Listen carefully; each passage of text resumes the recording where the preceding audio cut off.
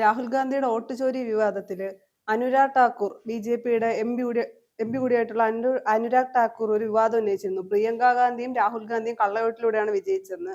അതിപ്പോ ബി.ജെ.പിക്ക് തന്നെ ഒരു തിരിച്ചടിയായി. അപ്പൊ അവർ ബി.ജെ.പിക്കാർ തന്നെ സമ്മതിക്കുന്നുണ്ട് കള്ളവോട്ട് ചേർത്തിട്ടുണ്ടെന്നുള്ള കാര്യം. തീർച്ചയായിട്ടും രാഹുൽ ഗാന്ധി ഉയർത്തിവിട്ട ആ വലിയൊരു വിസ്ഫോടനാത്മകമായ വെളിപ്പെടുത്തൽ അത് ബി.ജെ.പി എത്രത്തോളം പ്രതിരോധത്തിലാക്കി പ്രതിക്കൂട്ടിലാക്കി എന്നുള്ളതിന്റെ തെളിവുകളാണ് പിന്നീട് ഓരോ ദിവസവും നടന്ന സംഭവങ്ങളൊക്കെ തന്നെ. അതിന് ബദലായിട്ടാണ് എന്താ പറയുക, എന്ത് ചെയ്യണമെന്നറിയാതെ ഇങ്ങനെ കിടന്ന ഈ വാലിനെ തീ പിടിച്ച പട്ടിയെ പോലെ അവിടെ ചാടുക എന്ന് നമ്മൾ പറയത്തില്ലേ, അതേപോലെ ബി.ജെ.പിയോടും ചാടുകയായിരുന്നു. അപ്പൊ എന്ത് ചെയ്യണമെന്ന് അവർക്ക് അറിയത്തില്ല.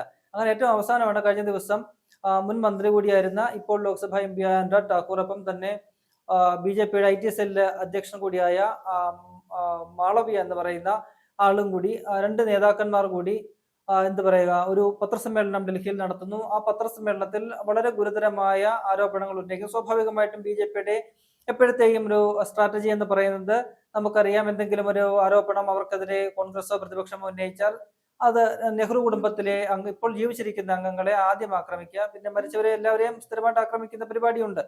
അപ്പോൾ സ്വാഭാവികമായിട്ടും അവർ തെരഞ്ഞെടുത്ത രണ്ട് മണ്ഡലങ്ങൾ എന്ന് പറയുന്നത് കേരളത്തിൽ പ്രിയങ്ക ഗാന്ധി ഉപതെരഞ്ഞെടുപ്പിലൂടെ ജയിച്ച വയനാട്, ഒപ്പം തന്നെ രാഹുൽ ഗാന്ധി ജയിച്ച റായ്ബറേലി, ഉത്തർപ്രദേശിലെ റായ്ബറേലി മണ്ഡലം. ഈ രണ്ട് മണ്ഡലങ്ങളിലെയും കണക്കുകൾ എടുത്തുകൊണ്ട് ഇവിടെ ഈ പറയുന്ന പോലെ വോട്ടർ പട്ടികയിൽ ക്രമക്കേട് നടന്നിട്ടുണ്ട്, കള്ളവോട്ട് നടന്നിട്ടുണ്ട് എന്ന് സ്ഥാപിക്കാൻ, ഇവരും ഇതുപോലെ കള്ളവോട്ടിൽ കൂടിയാണ് ജയിച്ചതെന്ന് സ്ഥാപിക്കാൻ വേണ്ടിയാണ് അദ്ദേഹം പറഞ്ഞത്. പക്ഷെ അദ്ദേഹം പറഞ്ഞത് പുലിവാല് പിടിച്ചു എന്ന അവസ്ഥയിലായിപ്പോയി. കാരണം ഒരു ഭരണകക്ഷിയിലുള്ള ഒരു അംഗം തന്നെ, മുൻ കേന്ദ്രമന്ത്രി കൂടിയായിരുന്ന ഒരു വ്യക്തി തന്നെ അങ്ങനെ വോട്ടർ പട്ടികയിലെ ക്രമക്കേട് സ്ഥിരീകരിക്കുകയാണ് ചെയ്യുന്നത്. അത് കോൺഗ്രസിന് ഇപ്പോൾ വലിയൊരു പിടിവള്ളിയായിട്ടുണ്ട്. അത് വേറൊരു വിഷയം, അതവിടെ നിൽക്കട്ടെ. ഈ വയനാട്ടിലെ ഈ പറയുന്ന അദ്ദേഹം ഉന്നയിച്ച പല കാര്യങ്ങളുണ്ട്. മൈമൂന എന്ന് പറയുന്ന പേരിൽ 3 വോട്ട്, ഒരാളാണ് മൈമൂന എന്ന് പറയുന്നത്, അവര് 3 വോട്ട് ചെയ്തിട്ടുണ്ട് എന്ന് അദ്ദേഹം തെളിവുകൾ നിരത്തി ചൂണ്ടിക്കാട്ടുകയാണ്. ഒപ്പം തന്നെ ചൂണ്ടേരി എന്ന് പറയുന്ന മേൽവിലാസത്തിലെ ഹിന്ദുക്കളെ, ക്രിസ്ത്യൻസ്, മുസ്ലിംസ് എങ്ങനെ കുറെ പേര് വോട്ട് ചെയ്യുന്നു, ഇതൊക്കെ എങ്ങനെ സാധിക്കുമെന്നുള്ള വളരെ സ്വാഭാവികമായിട്ടും എല്ലാവർക്കും തോന്നാവുന്ന, കണ്ടു കഴിഞ്ഞാല് സത്യമാണല്ലോ ഇദ്ദേഹം പറയുന്നത്. അദ്ദേഹത്തിന് പോയി ഒരു ഉമ്മ കൊടുക്കാൻ, സംഘപരിവാറിന്റെ സംഘികൾക്കൊക്കെ ഉമ്മ കൊടുക്കാൻ തോന്നുന്ന തരത്തിലുള്ള വെളിപ്പെടുത്തലൊക്കെയാണ് അദ്ദേഹം നടത്തിയത്. പക്ഷെ എന്ത് ചെയ്യാം, അദ്ദേഹം ഈ വെളിപ്പെടുത്തലൊക്കെ നടത്തി നിമിഷങ്ങൾക്കകം തന്നെ ഇതുമായി ബന്ധപ്പെട്ട് നേരത്തെ രാഹുൽ ഗാന്ധി ഈ ഒരു വാർത്താ സമ്മേളനം നടത്തി തെളിവ് പുറത്തുവിട്ടപ്പോൾ ഈ ദേശീയ മാധ്യമങ്ങൾ ഉൾപ്പെടെ അദ്ദേഹത്തെ പൊളിക്കാനും ഒക്കെയായിട്ട് തന്നെ ഈ തെളിവെടുക്കാനായിട്ടൊക്കെ ചെയ്തു. പക്ഷെ അത് പല മാധ്യമങ്ങൾക്കും അതിന് കഴിഞ്ഞില്ല. പല മാധ്യമങ്ങൾക്കല്ല, ഒരു മാധ്യമത്തിന് അത് കഴിഞ്ഞില്ല. രാഹുൽ ഗാന്ധി ഉന്നയിച്ച ആരോപണങ്ങളെല്ലാം അവിടെ തെളിവുണ്ടായിരുന്നു, അത് സത്യമാണെന്ന് ദേശീയ മാധ്യമങ്ങൾക്ക് ഉൾപ്പെടെ അത് തുറന്നു പറയേണ്ടി വന്നൊരു സാഹചര്യമുണ്ട്. സമാനമായ രീതിയിൽ ഇവിടെ കേരളത്തിലെ മാധ്യമങ്ങൾ ആണല്ലോ ഇവിടെ ഇതിന് മുൻകൈ എടുക്കുക. കേരളത്തിലെ ഒരു മണ്ഡലത്തെ കുറിച്ചാണ് പറഞ്ഞത്. വയനാട്ടിൽ പോയി സംഭവങ്ങളൊക്കെ അന്വേഷിച്ചപ്പോൾ എന്താ പറയുക, ഒരു കാര്യവുമില്ലാത്ത നനഞ്ഞ പടക്കമായി പോയ ചില ആരോപണങ്ങളാണ് ഈ അനുരാഗ് ഠാക്കൂർ ഉന്നയിച്ചത് എന്ന് നമുക്ക് മനസ്സിലാക്കാൻ കഴിഞ്ഞു, മാധ്യമങ്ങളിലൂടെ മനസ്സിലാക്കാൻ കഴിഞ്ഞു. ഈ മൈമുന എന്ന് പറയുന്നത് നിരവധി ആളുകൾക്ക് അത്തരത്തിലുള്ള പേരുണ്ട്. ആ പറഞ്ഞ 3 പേരെന്ന് പറയുന്നത്, ഇദ്ദേഹം ചൂണ്ടിക്കാട്ടിയ 3 പേര് 3 വ്യത്യസ്ത ആളുകൾ തന്നെയാണ്. അവർ ഇന്നലെ ഈ 3 പേര് മാധ്യമങ്ങളോട് പ്രതികരിക്കുകയും ചെയ്തിട്ടുണ്ട്. അത് മാത്രവുമല്ല, നേരത്തെ പറഞ്ഞ പോലെ മൈമുന എന്ന പേരിൽ അവിടെ സാധാരണയായിട്ട്, സർവ്വസാധാരണയായിട്ട് ആ വിഭാഗത്തിലുള്ള ആളുകൾക്ക് വരുന്ന ഒരു പേരാണ് മൈമുന എന്ന് പറയുന്നത്. അപ്പോൾ ഒന്നല്ല, ഒന്നോ രണ്ടോ ഒന്നും അല്ല, ഇഷ്ടം പോലെ മൈമുനമാരെ നമുക്ക് കണ്ടെത്താൻ കഴിയും. അദ്ദേഹം ആ വോട്ടർ പട്ടിക മൊത്തം നോക്കിയിരുന്നെങ്കിൽ ധാരാളം മൈമുനമാരെ അദ്ദേഹത്തിന് കണ്ടെത്താൻ കഴിയുമായിരുന്നു. അപ്പോൾ ആ വാദം അങ്ങനെ പൊളിഞ്ഞിട്ടുണ്ട്. പിന്നെന്ന് പറയുന്നത് ചൂണ്ടേരി എന്ന് പറയുന്ന വിലാസത്തിൽ നിരവധി ആളുകൾ വോട്ട്, ഈ പറയുന്ന പല മതങ്ങളിലുള്ള ആളുകൾ വോട്ട് രേഖപ്പെടുത്തിയതാണ്. അതിലെന്താണ് യാഥാർത്ഥ്യം? അവിടെ ഈ ചാമുണ്ടേശ്വരി കുന്ന് എന്ന് പറയുന്ന ഒരു സ്ഥലമാണത്, സ്ഥലപ്പേരാണത്. പണ്ടുകാലത്ത് ചാമുണ്ടേശ്വരി കുന്ന് എന്നറിയപ്പെട്ടിരുന്ന ഒരു ക്ഷേത്രമൊക്കെ ഉണ്ട്. ആ പ്രദേശം പിന്നീട് പറഞ്ഞ് ലോപിച്ചത് ചൂണ്ടേരി എന്ന് പറയുന്നത് ചൂണ്ടേരി കുന്ന് എന്നൊക്കെയുള്ള പേരുകളിലേക്ക് മാറുകയായിരുന്നു. അവിടെയും ഇതേപോലെ നിന്ന് അന്വേഷിച്ചപ്പോൾ ഇതാണ് സംഭവം. ആ പേര് തങ്ങളുടെ വീട്ടുപേരോ അല്ലെങ്കിൽ പേരിനൊപ്പം ചേർക്കുന്ന ആൾക്കാരായിട്ട് നിരവധി വിഭാഗങ്ങളുണ്ട്. അതിൽ ഹിന്ദുക്കളുണ്ട്, മുസ്ലിങ്ങളുണ്ട്, ക്രിസ്ത്യാനികളുണ്ട്. അങ്ങനെ ജാതിമത ഭേദമന്യേ എല്ലാവരും ആ പേര് തങ്ങളോടൊപ്പം ചേർക്കുന്നുണ്ട്. അങ്ങനെ വന്ന ഒരു കാര്യമാണ് അത്. അപ്പോൾ അതും അദ്ദേഹത്തിന്റെ വാദവുമില്ല, ആവിയായി പോകുന്ന ഒരു കാഴ്ച നമ്മൾ കാണാൻ കഴിയും. അങ്ങനെ എന്താ പറയുക, കേരളത്തിലെ വയനാട് ലോക്സഭാ മണ്ഡലവുമായിട്ട് ബന്ധപ്പെട്ട് അദ്ദേഹം ഉന്നയിച്ച ആരോപണങ്ങളൊക്കെ തന്നെ ചീറ്റിപ്പോകുന്ന ഒരു കാഴ്ച നമുക്ക് കാണാൻ കഴിഞ്ഞിട്ടുണ്ട്. ഇനി മറ്റൊരു സംഭവം എന്ന് പറയുന്നത് റായ്ബറേലിയിലെ വിഷയമാണ്. റായ്ബറേലിയിലെ അദ്ദേഹം ചില ക്രമക്കേടുകളൊക്കെ ഉന്നയിക്കുന്നുണ്ട്. അവിടെ അപ്പോൾ ഉന്നയിക്കുന്ന, അല്ലെങ്കിൽ കോൺഗ്രസ് ചോദിക്കുന്ന പ്രധാനപ്പെട്ട ഒരു വിഷയമുണ്ട്. രാഹുൽ ഗാന്ധി ഈ ആരോപണം ഉന്നയിക്കുന്നത് ഇപ്പോൾ ലോക്സഭാ തെരഞ്ഞെടുപ്പ് കഴിഞ്ഞിട്ട് ഏതാണ്ട് 17 മാസത്തോളം ആവുന്നുണ്ട്. അതിനും ശേഷം ഏതാണ്ട് 6 മാസത്തെ നീണ്ട പ്രയത്നത്തിനൊടുവിലാണ് അദ്ദേഹം ഈ പറയുന്ന കർണാടകയിലെ ബാംഗ്ലൂരു സെൻട്രൽ എന്ന് പറയുന്ന ലോക്സഭാ മണ്ഡലത്തിലെ ഒരു അസംബ്ലി മണ്ഡലം, മഹാദേവപുരം എന്ന് പറയുന്ന അസംബ്ലി മണ്ഡലത്തിലെ ക്രമക്കേട് അദ്ദേഹം തെളിവുകൾ സഹിതം പുറത്തുവിടുന്നു. അദ്ദേഹം 6 മാസത്തോളം അദ്ദേഹത്തിന് 40ഓളം ആളുകളെ ഇരുത്തി പണിയെടുത്ത്, കാരണം അദ്ദേഹത്തിന് ഈ പറയുന്ന ഇലക്ട്രോണിക് വോട്ടേഴ്സ് ലിസ്റ്റ് കൊടുത്തിരുന്നില്ല, മറിച്ച് പ്രിന്റഡ് ഡോക്യുമെന്റ്സ് ആണ് കൊടുത്തത്. അത് പിന്നീട് ഇവരെ സ്കാൻ ചെയ്ത് കയറ്റിയൊക്കെയാണ് ആ ക്രമക്കേടുകൾ ഒരു പരിധിവരെ കണ്ടെത്താൻ കഴിഞ്ഞത്. അങ്ങനെ 6 മാസം എടുത്ത് ഒരു ആരോപണം രാഹുൽ ഗാന്ധി ഉന്നയിക്കുമ്പോൾ ഈ പറയുന്ന അനുരാഗ് ഠാക്കൂറിനും നേരത്തെ പറഞ്ഞ IT സെല്ലിന്റെ മേധാവി അമിത് മാളവ്യയ്ക്കും ഇതുപോലുള്ള ആരോപണങ്ങൾ ഉന്നയിക്കാൻ രാഹുൽ ഗാന്ധി ആരോപണം ഉന്നയിച്ച് വെറും 6 ദിവസം മാത്രമേ വേണ്ടി വന്നുള്ളൂ എന്നുള്ളതാണ്. ഈ 6 ദിവസത്തിനിടയ്ക്ക് അവർ എത്രത്തോളം റിസർച്ച് നടത്തിയാണ് ഈ ഒരു ആരോപണം ഉന്നയിച്ചത് എന്ന ചോദ്യം കോൺഗ്രസ് വളരെ ഗൗരവപരമായി തന്നെ ഉന്നയിക്കുന്നുണ്ട്. കോൺഗ്രസിന്റെ ഈ പറയുന്ന പോലെ IT സെല്ലിന്റെ ചുമതലയുള്ള പവൻ ഖേര നേതാവ് അദ്ദേഹം ചോദിക്കുന്നുണ്ട് എങ്ങനെ ഇതിന് സാധിച്ചു. അതായത് ഡിജിറ്റൽ രേഖകൾ കൊടുത്താൽ മാത്രമാണല്ലോ ഇത്രയും പെട്ടെന്ന് കാര്യങ്ങൾ. തീർച്ചയായിട്ടും ഡിജിറ്റൽ രേഖകൾ ഉണ്ടെങ്കിൽ മാത്രമേ ഈ 6 ദിവസം കൊണ്ടൊക്കെ ഇത്തരത്തിലുള്ള ക്രമക്കേടുകൾ ഉണ്ടെങ്കിൽ അത് ഈ തെറ്റുകളെ കണ്ടുപിടിക്കാൻ കഴിയുകയുള്ളൂ. അങ്ങനെയുണ്ടെങ്കിൽ ഈ തെരഞ്ഞെടുപ്പ് കമ്മീഷൻ BJP അതിനുവേണ്ടി സഹായിച്ചു, ഈ പറയുന്ന പോലെ തങ്ങൾ ചോദിച്ചപ്പോൾ ഇല്ല എന്ന് പറഞ്ഞ ഈ ഡിജിറ്റൽ വോട്ടേഴ്സ് ലിസ്റ്റ് BJPക്ക് നൽകിയിട്ടുണ്ട്, അങ്ങനെയെങ്കിൽ എന്തുകൊണ്ട് തങ്ങൾക്ക് തരുന്നില്ല എന്ന ചോദ്യമാണ് കോൺഗ്രസ് ഉന്നയിക്കുന്നത്. അങ്ങനെയെങ്കിൽ ആ ലിസ്റ്റ് ഞങ്ങൾക്ക് തരൂ, തന്നാൽ 10 മിനിറ്റിനകത്ത് ഈ പറയുന്ന പ്രധാനമന്ത്രി നരേന്ദ്രമോദിയുടെ മണ്ഡലമായ വാരാണസിയിലെ 100 കണക്കിന് ക്രമക്കേടുകൾ ഞങ്ങൾ തുറന്നു കാട്ടാം. കാരണം അദ്ദേഹം അവിടെ കഴിഞ്ഞ തവണ ജയിച്ചതിന്റെ 1/3 ഭൂരിപക്ഷം മാത്രമേ ഇത്തവണ അദ്ദേഹത്തിനുള്ളൂ. കഴിഞ്ഞ തവണ 4-5 ലക്ഷത്തിന് ജയിച്ചെങ്കിൽ ഇത്തവണ കഷ്ടിച്ച് 1.5 ലക്ഷം വോട്ടുകൾക്കാണ് അദ്ദേഹം ജയിച്ചത്. വോട്ടിങ്ങിന്റെ ഏതാണ്ട് ആദ്യത്തെ 2 മണിക്കൂറിലും അദ്ദേഹം പിന്നിലായിരുന്നു.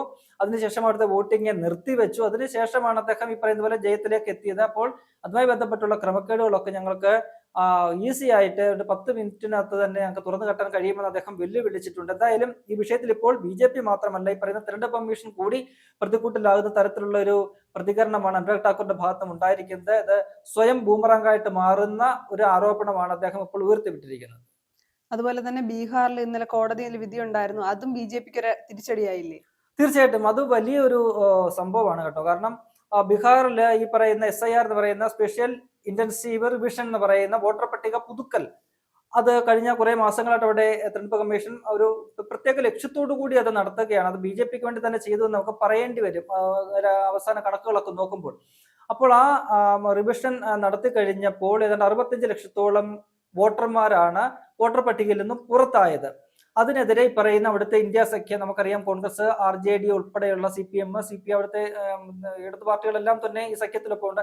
തുടക്കം മുതൽ അവര് ശക്തമായിട്ട് ഇതിനെതിരെ പ്രതിഷേധവുമായിട്ട് രംഗത്ത് പോയിരുന്നു.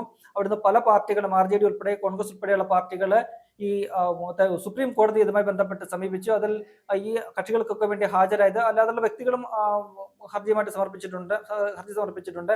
ഇതിലൊക്കെ ഹാജരായത് നമുക്കറിയാം മുതിർന്ന അഭിഭാഷകർ ഒക്കെ തന്നെയാണ്. കപിൽ സിബല്, മുൻ കോൺഗ്രസിന്റെ നേതാവും സമുന്നതനായ സുപ്രീം കോടതിയിലെ അറിയപ്പെടുന്ന ലീഡിംഗ് അഭിഭാഷകനാണ് അദ്ദേഹം, മുതിർന്ന അഭിഭാഷകനാണ്. അതേപോലെ തന്നെ കോൺഗ്രസിന്റെ രാജ്യസഭാംഗം കൂടിയായ സുപ്രീം കോടതിയിലെ ലീഡിംഗ് അഡ്വക്കേറ്റായ മനു അഭിഷേക് സിംഗ്വി, ഒപ്പം തന്നെ പ്രശാന്ത് ഭൂഷൺ കേസിൽ ഹാജരായിട്ടുണ്ട്. അങ്ങനെ നിരവധി മുതിർന്ന അഭിഭാഷകരൊക്കെ തന്നെയാണ് ഈ പറയുന്ന ഈ ഹർജിക്കാർക്ക് വേണ്ടി ഹാജരായത്.